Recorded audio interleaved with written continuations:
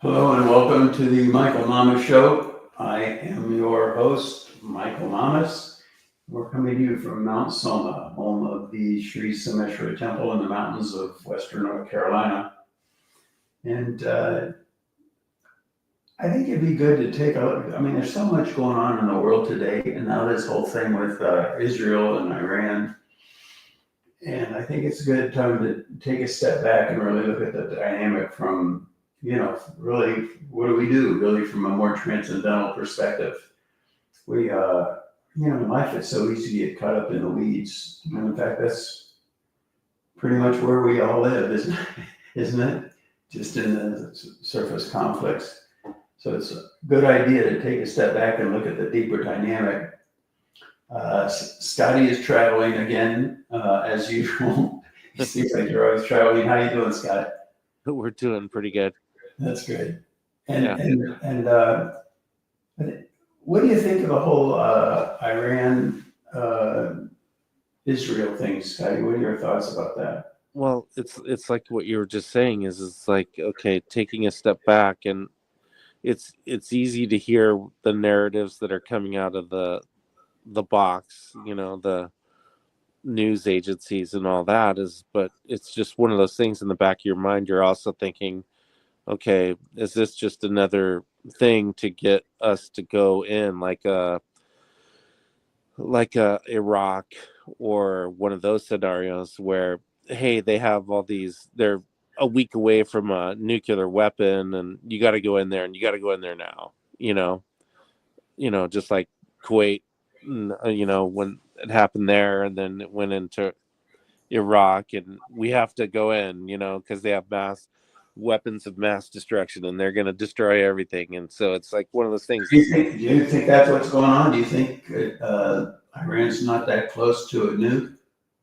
I, you know, I'm not sure. It's on one hand, yeah, it sounds like God, they're really super close.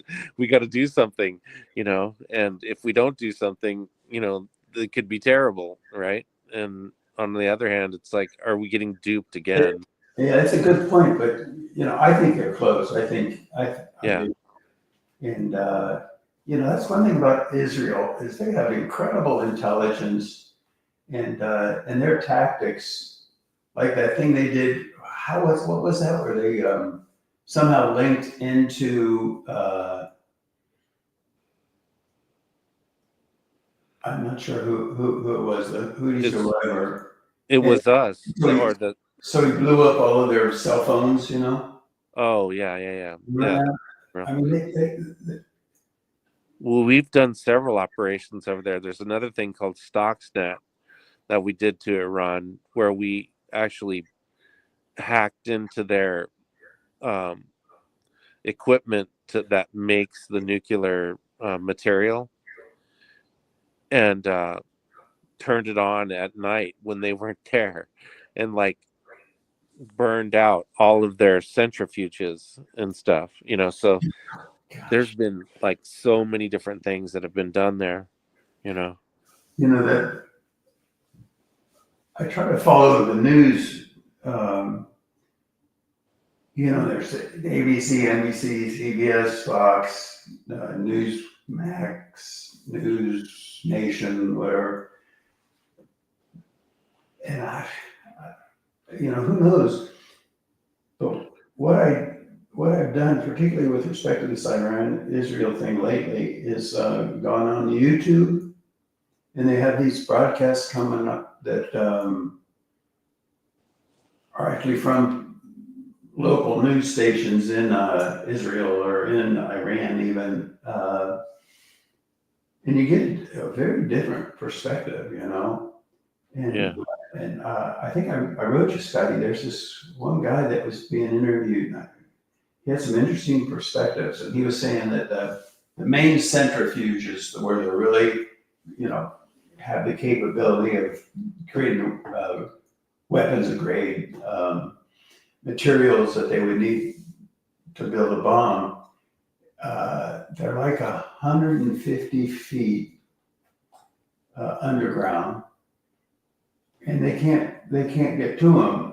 The only weaponry that could get in there and blow those up are the B-2 bomber and the missiles that they carry, and the only people that have the B-2 bomber is the U.S.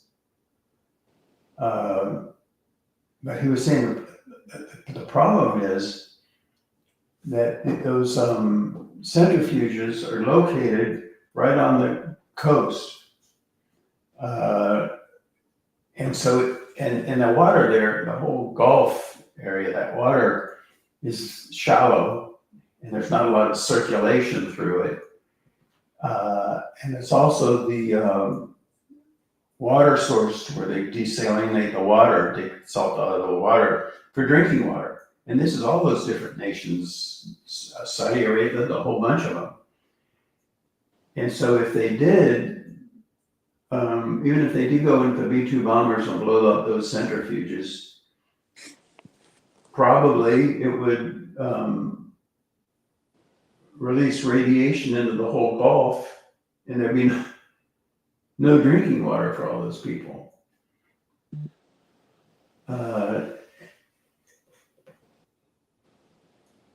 Personally, I think what they would do then, and there was another perspective that they said what they could do is just go in there and block the air supply into those centrifuges so that if anybody went down there, they wouldn't have any air to breathe. And so they wouldn't be able to operate them. And I think the point is that, well, kind of like what you were saying, Scotty, we have no idea what's all going on there. I'd say clearly there are a bunch of operatives, Israeli operatives in Iran. They've been planned there for a long time. They've worked their way up very high in the hierarchy of the government. And they even got, what were the details? They decided to really go, yeah, that's right. Go through and invest everybody that's in the government and make sure that these guys are for real, they're not just Israeli spies. And it turns out evidently that that whole segment of the government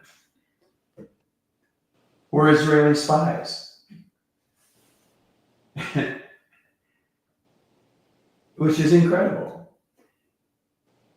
And then they have people on the ground. The Israelis have people on the ground in Iran that were monitoring the whole thing and I guess giving directions on exactly where to send the missiles and everything.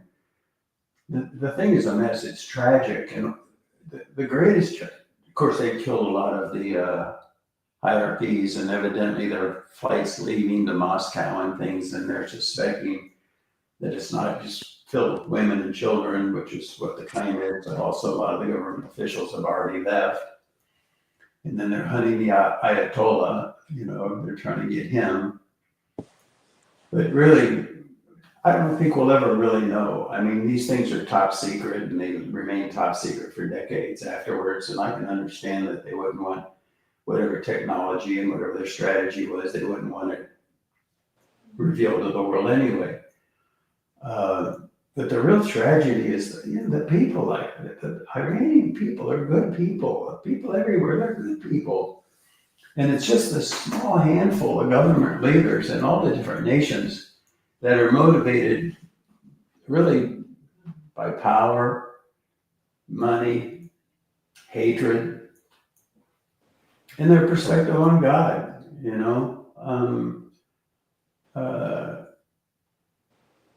and that just becomes their reality.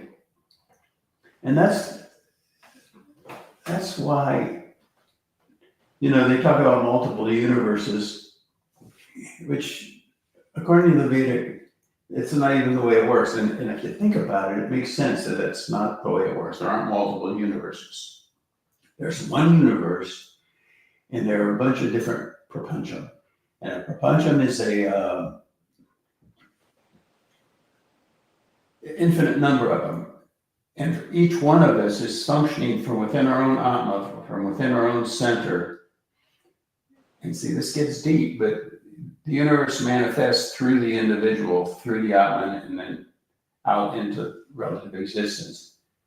And that's one of the real mysteries and the real beauties of the nature of existence is you are the center of the universe. I've explained the Riemann sphere and all that, how that works. There are an infinite number of different centers of the universe. And so your perspective is very much a function of your individuality that includes the conditioning, the identity, the preconceived notions, in the case of governments, international things, we're talking about power, money, hatred, and that kind of forms a propension of the individuals. And if you think about it, it's the only way it could work. See, all the different propension are different facets of the diamond of the one universe. And if you give some thought and you reflect upon it, I think you come to the conclusion where you realize that there is only one universe. That's how the whole thing is structured. Because they talk about parallel universes, and they wouldn't be parallel if they weren't all rooted in the same one thing. Does that make sense, Scott? Yeah. And so if they're all rooted in the same one thing, and therefore they're all parallel, then there's only one universe, because they're all one, rooted in that one thing. And it's remarkable then to think about from the perspective of, the parallel universes. Scotty, you got your universes, I got my universe, you have your universe, I have my universe. Everybody has their own universe. But it's a misnomer to call it a universe, the reason we just gave, so that's why they're actually called propension. And it's amazing how the degree to which they determine your perception, the individual's perception of everything that's going on. The Iranians have theirs, each Iranian has theirs, the Americans have theirs. And even though it's all been unified in the one universe, the differences become profound. Now, how can we talk about current events and parallel universes in the same discussion?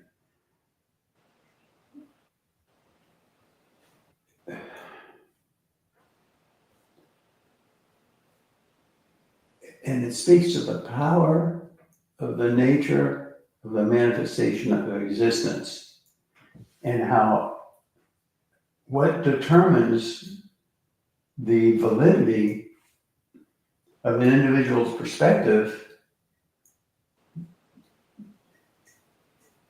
is the degree to which they're coming from the deepest level of their own being.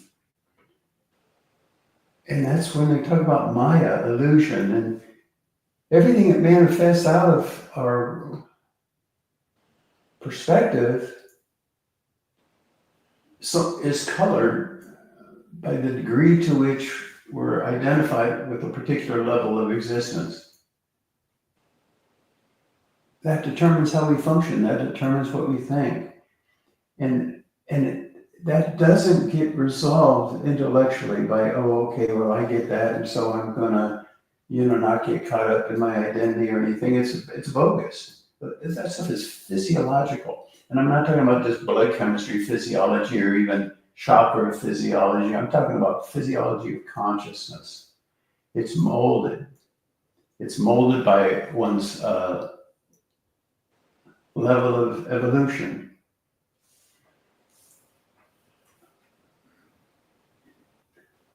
Let's see what's going on here. Okay.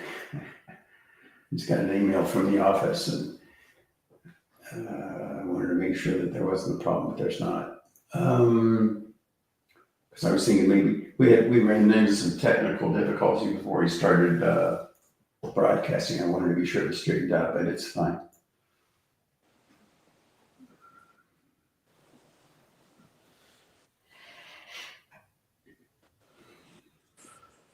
So in previous podcasts, I've referred to this many times, this idea of Pasya See. And so to really see, again, isn't just to intellectually get it, but it's actually to evolve the consciousness. So that, yeah, it's amazing. The relationship with relative existence is still there. I mean, we all look at a tree and we all see the tree, but it's a little different based on our own propension.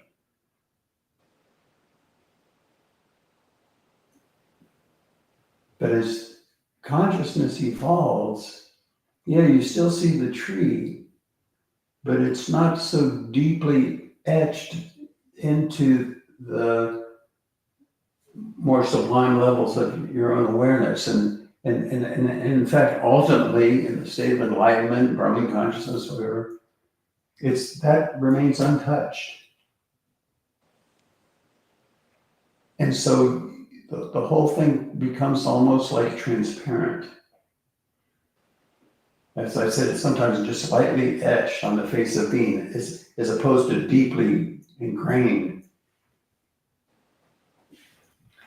But that doesn't mean that on the surface it looks any different. On the surface, there's still the passions, the perspectives, all of that.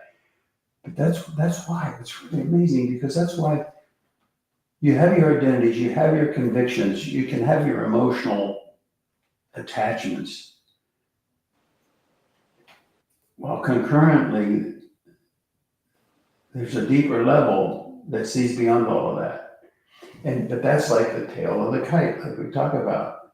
So the kite soars, it without spinning. But nevertheless, it doesn't fall to the ground, it soars. It continues in a direction. And when a master speaks, especially when they're like helping their students or whatever, the real artistry of it is that they're speaking from a place, speaking in a manner that gives the listener a sense of that dynamic that's really going on within the listener. So it helps them to melt away the grip that the surface value has on us to such an extent that we don't even that we lose our connection to varying degrees with the deeper wisdom, with the deeper knowledge. But that's not so simple to understand, because does that mean that an enlightened person wouldn't be on the side of Iran, or an enlightened person wouldn't be on the side of Israel, or an enlightened person wouldn't be on the side of anything? It's not what it means. Not what it means. I mean, even in the Mahabharata, Lord Krishna driving the chariot,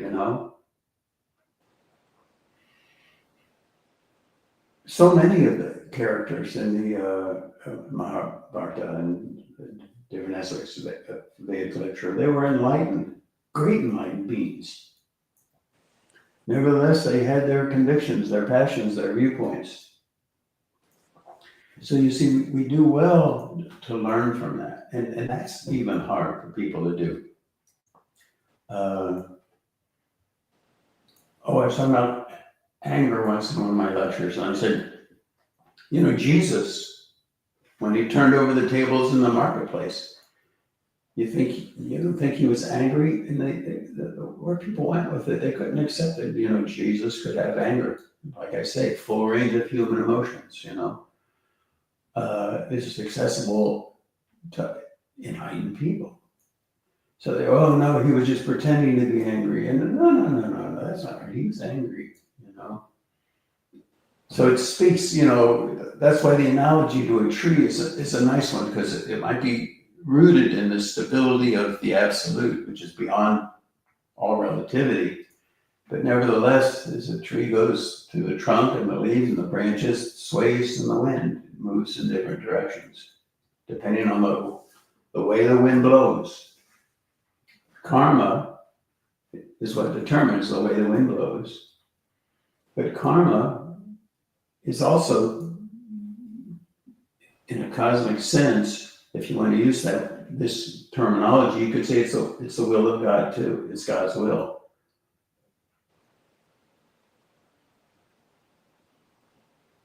But God's will also, you see, is to continue with the analogy, in the Mother Earth, that which holds and supports all relativity.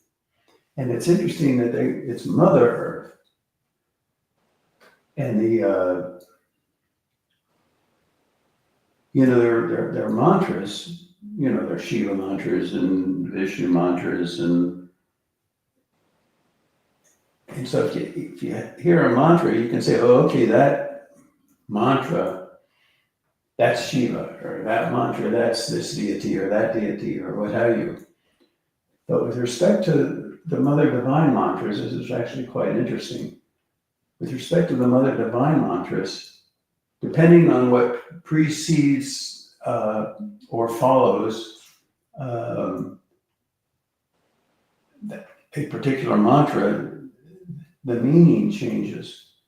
Like for Aim or Hrim, depending on the sort of mantras of Mother Divine, but depending on what's around it, that can be a mantra for Saraswati, it can be a mantra for Lakshmi, it can be a mantra for Parvati. And so you might be like, well, that's weird, isn't it?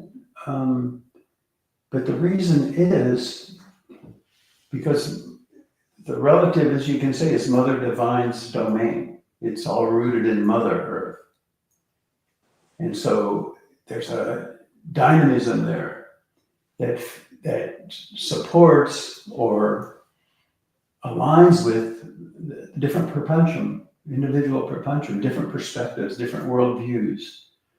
And that whole dynamic is part of the knowledge of mantras. Now, we need to be careful too, because one of my hobbies really is human physiology, and it's so much what's going on now with the PhDs and the incredible knowledge and stuff.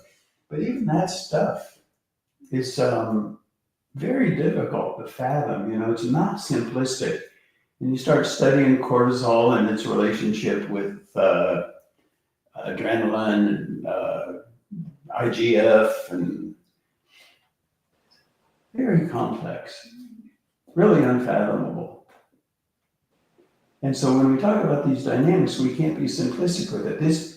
The best we can do with it is point in the direction where we get a feeling for the subtlety and the highly elusive nature of the whole thing. But we can't be simplistic. It even says in the Veda that the whole thing is unfathomable. The human mind isn't capable of really fathoming the whole thing.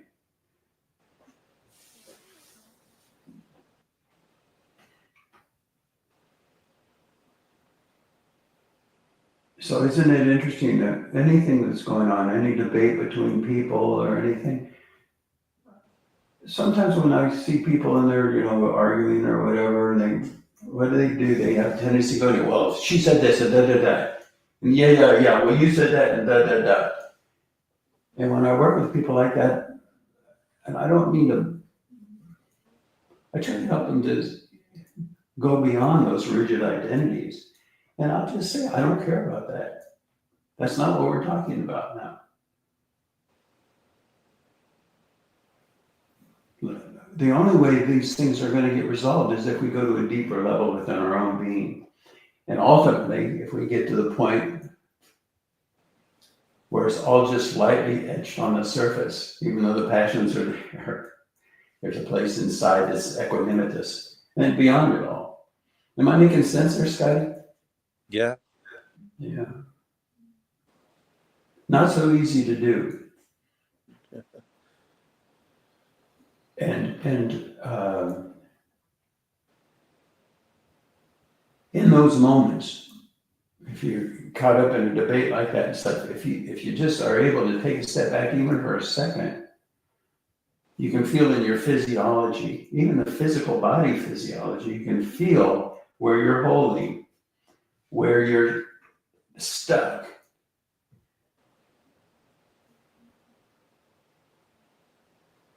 And it doesn't mean that even in an enlightened person, they have passions, they have convictions, they're holding in a certain way.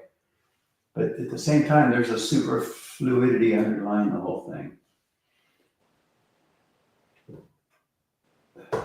That's my perspective on what's going on in Iran and Israel, in Ukraine, in Russia. You know, Iran is pretty much alone right now. They've got the Houthis in Yemen, and that's pretty much it.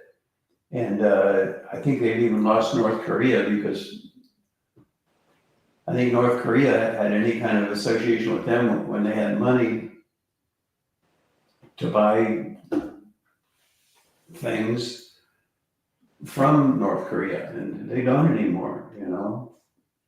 One thing that really troubled me too is that the Israelis now are going after the infrastructure, oil supply, and doing things like that in Iran. And I think that's tragic because after the dust clears, I think it's likely that the Ayatollah, the current government, their days are numbered, but the people are going to still be there.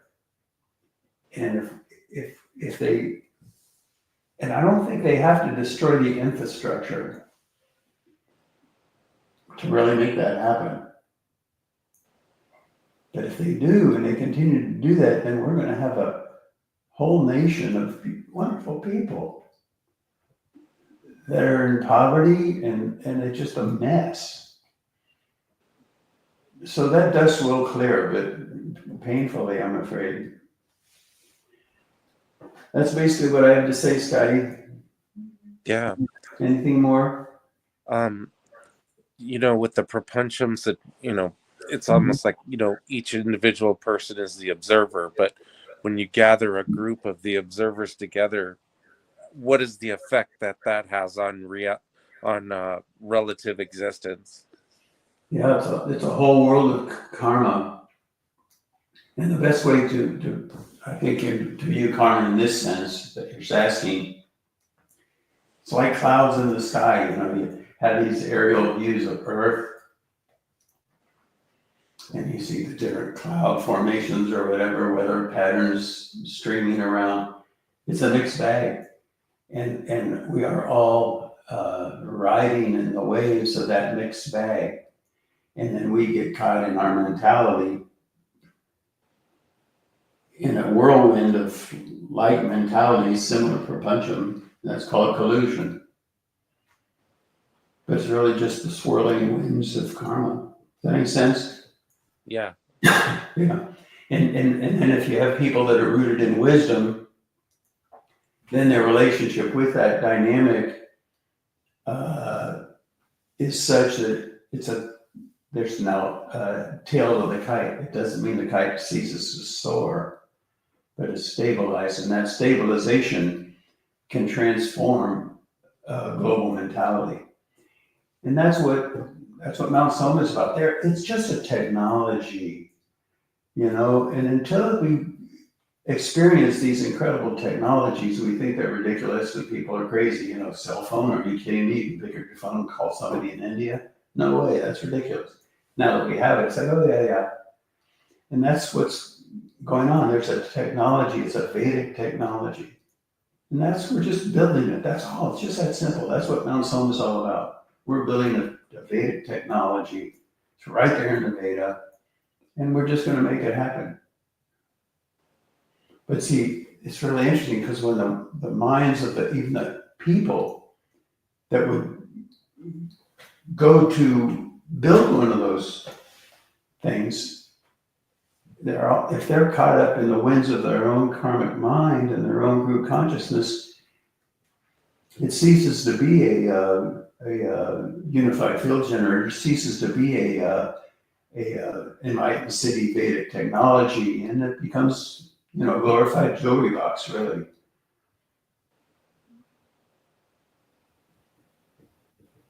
Anyway, a long answer to a short question, huh, Scotty? Yeah. Yeah, yeah. All right, I guess that's it. Unless there's something else, Scotty?